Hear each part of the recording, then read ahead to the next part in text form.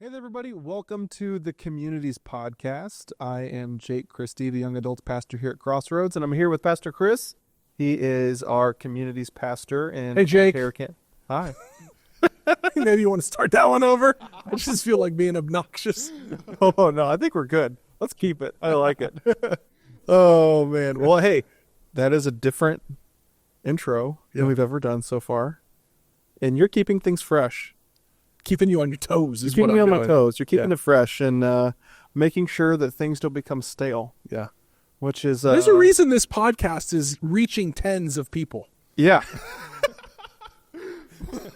I think that kind of, though, fits into the theme of today of keeping things fresh. You know, you have been in a group here at Crossroads for, like you said, 4 or 5 years straight. You're a little over 4 years. Yeah, that's longer than most people, Yeah. I think, have done so far. We have some group leaders that, in groups that have stuck together for, I think we have some like in the 20s. Yeah. Even, which is crazy. So cool. But our topic today to discuss is like how to keep your group going for a long time. You know, how to stick together, how to, make sure that you're staying on mission as a group and that you don't burn out.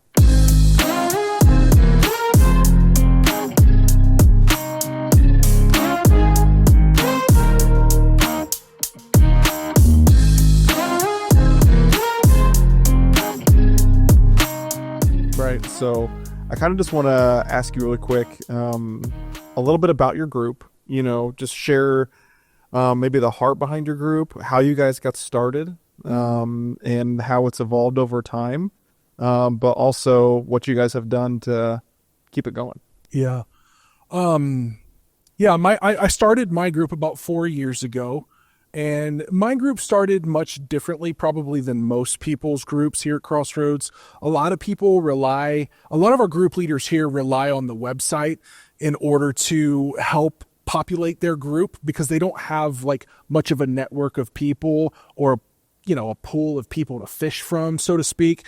But for me, when I started my group, I got a chance to hand select people, and I just thought of people that I had met over the course of probably my first 9 months here at the church, maybe my first year, and people that I thought, man, I'd like to do life with them. And so I just invited them in, and man, praise God, many of them said yes. And it was a great fit from the very get-go.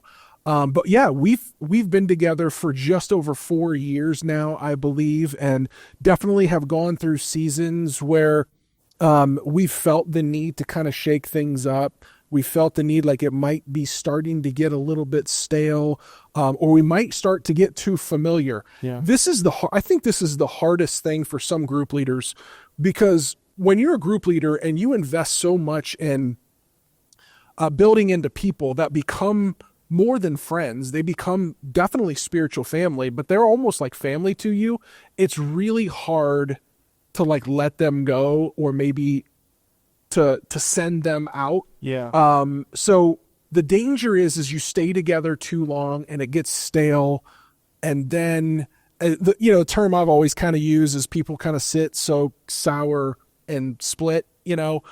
That's the danger or the potential of maybe staying together too long.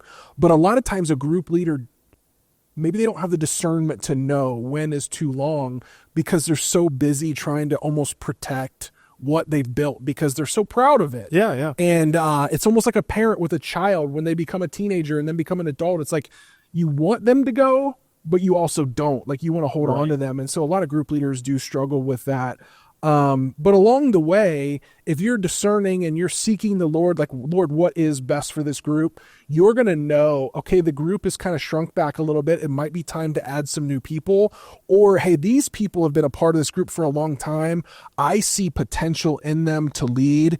Maybe it's time for me to gently challenge them or speak into them to the point where they may be willing to go start a group. Or maybe you select a small segment of people in your group and say, hey, I see that you guys are like the 4 of you or the 6 of you seem like pretty good friends. What would you think about like splitting this group right down the middle turning into two, or taking a break for a semester and turning into two groups and then coming back together.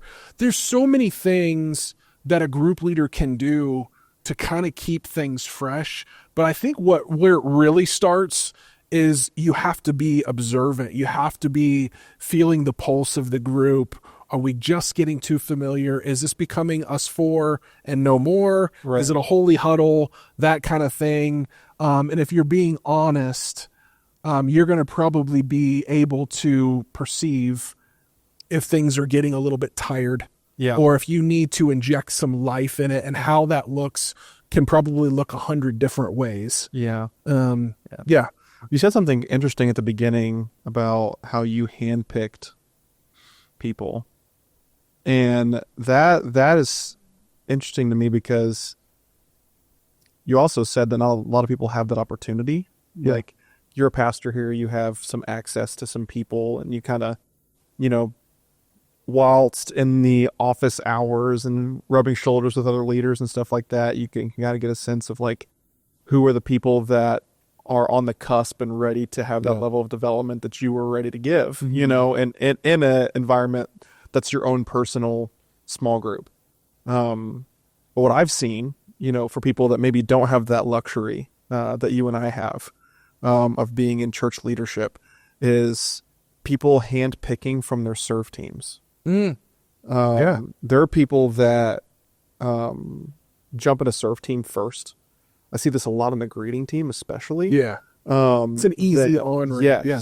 And they really quickly say okay, that person I can hang with. I can chill with that person, I'm supposed to be in a small group. I went to Crosslands 101, or, heard from Stage or whatever that I should be in a small group. Great. Awesome. Sure. I'll lead it. Why not? I serve with that guy, he's cool. We can hang, and I think that's an amazing opportunity for people, to really get to know people and to start that process of handpicking. Yeah. So like, if maybe you're leading a group now, and, maybe you're in a Catalyst group, and you're leading a Catalyst group and you want to give it another shot next semester because it didn't work this time, or, you're talking with that new person, that's coming, or that wants to come to your church and they want to get involved in a small group. Encourage them to join a serve team. Yeah. Because the more and more you rub shoulders with people, the more and more you're going to discover, who can I spend my time with, who can I gel with, and who can I not. And that's the easiest way, I feel like, to start that hand-picking process. Yeah. If you don't already have a community built here through longevity or other means, or go on a mission trip, Yeah.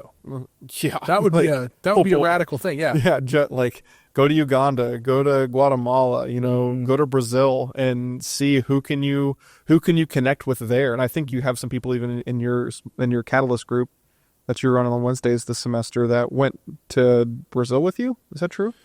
Maybe I'm thinking of something else. I don't think anybody that went to Brazil with me. Maybe. Yeah. No. Oh, well, I'm remembering something different. Maybe I'm thinking of somebody else. But we have so many groups here at Crossroads that started out of mission groups, or mission teams. So no wonder I'm getting things confused. Yeah. However, I think there is something that when we're talking about longevity and we're talking about connection and going together through the long haul and staying on mission, about that hand-picking process, at least from maybe one or two people, where you have a core group, of people that, maybe we're on mission together to run a Catalyst group every semester, and help people be in a group. Or maybe we just get this started and just leave our community group open to people that, maybe don't want to join a Catalyst group, or maybe the purpose of your group is to invite your friends from work, to come and join your group, and which gets them into the church, and you can talk about Jesus with them. Who knows? But, yeah, that's interesting. Yeah, we had a semester with my group, that the group that I don't lead, but I'm obviously highly invested in it, where we invited a couple in, knowing like having conversations with them before we invited them in about leading a group. Like, come watch how we do things for like 1, maybe 2 semesters. And then the plan is to spin you off and maybe spin you off with at least 1 other couple, maybe 2 or 3 other couples from our group. At the time, I think we had like 18 people in our group. And so we could have spun 3 off. And that was a really fun season for our group. Even though we were a large group at that time, we knew, because the vision was cast to our group, that we're bringing in this couple. We understand that we're shrinking down the living room by doing this, and it's a little bit inconvenient as far as that goes, but we knew that there was mission behind it. Yeah. We're bringing this couple in because we're going to start another group, and we held that group to it. And so for the group that had been together for a while, it was a chance for them to feel like, hey, we're a part of something unique here that gets to, Lord willing, spin off another group here in the next 6 months. And they felt invested in that. Yeah. And that kept it fresh for us as well, because in some ways it was not quite a revolving door of new people, but certainly a couple people that came in that we knew were not going to stay long. And it's not because we didn't want them to stay long. It's that we had a bigger vision. And when your group understands that that's a part of its culture, you don't get too comfortable. Sure. And when a group doesn't get too comfortable, that's when things stay a little bit more fresh, right? Yeah. Like, you don't get stale because, hey, it's been the 8 of us for the last 5 years. We can't send anybody out. We don't want to receive anybody else in. That's when people start to, unfortunately, in the church, it's just the unfortunate thing. A lot of times that's when people start to turn in on each other. Yeah. And that can be ugly as well at times. Yeah. You're talking about not getting too comfortable. I'm curious. How do you balance the not being too comfortable piece and knowing that there's an eventual like sending that will eventually happen, while still providing an environment that fosters vulnerability? Yeah. Because I think for some people, maybe the idea of I'm not going to be with these people for a long time, or forever, might keep them from leaning in. Yeah. You know what I mean?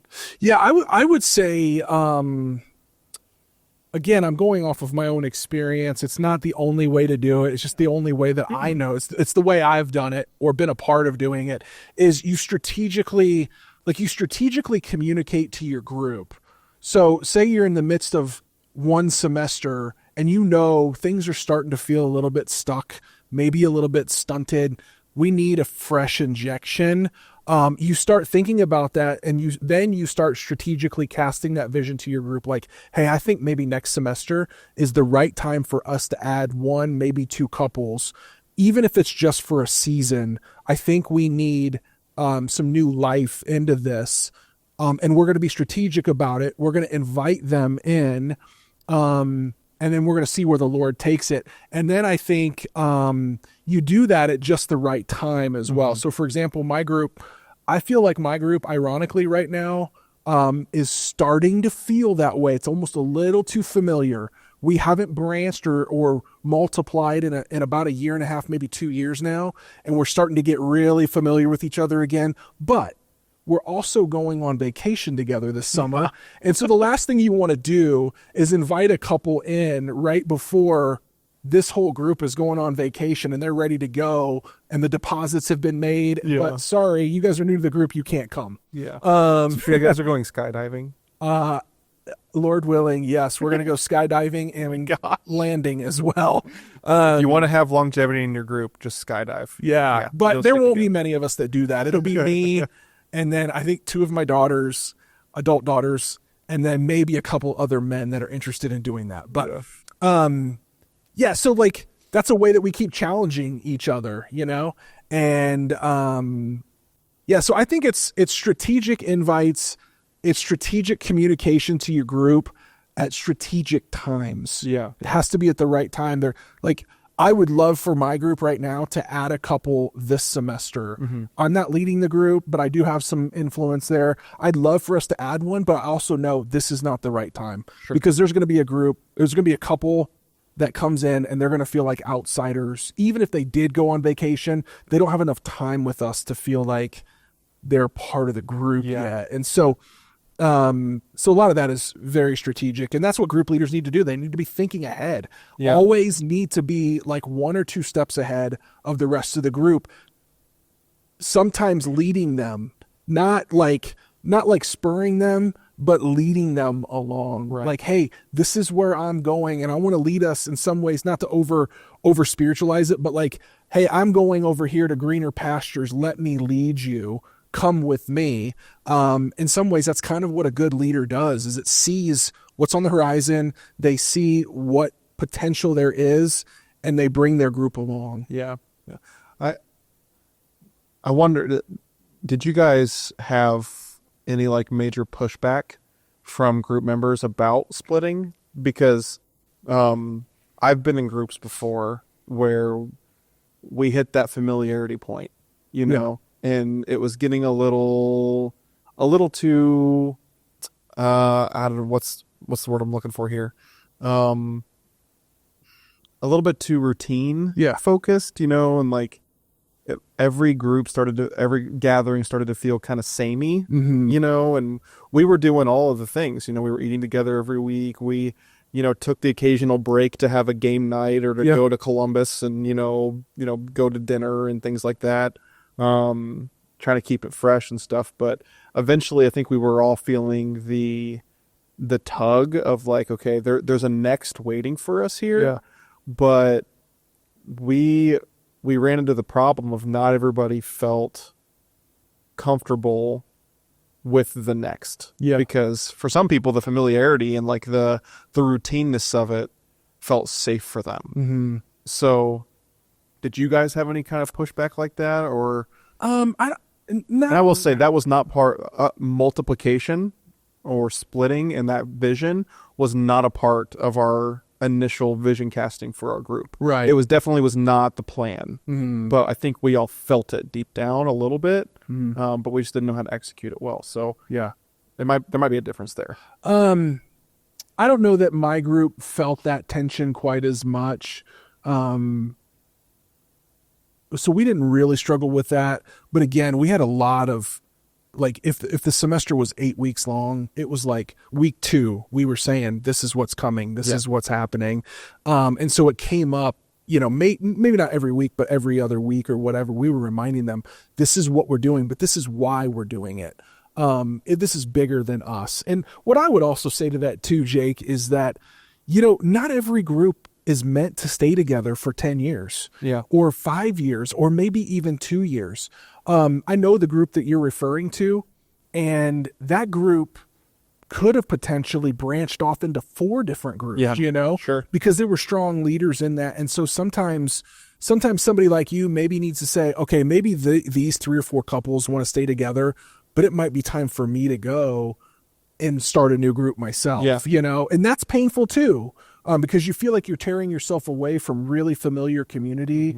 But so many people miss out on potentially what God wants for them and wants to do through them because they want to stay safe and familiar. Yeah. Even if it starts to feel stale, and you start to feel stuck. And so, I mean, again, for my group, I don't know that it felt that way necessarily.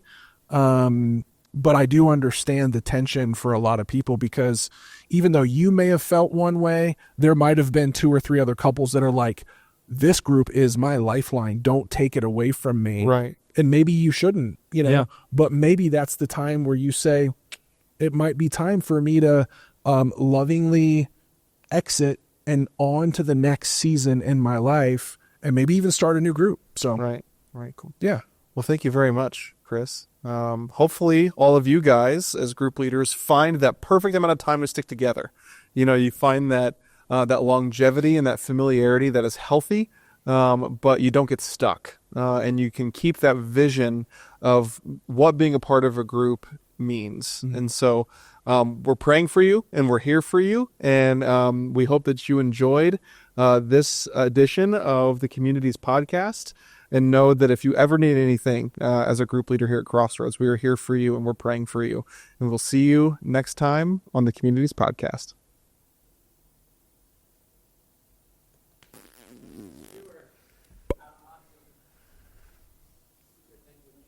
Were you fishing at one point?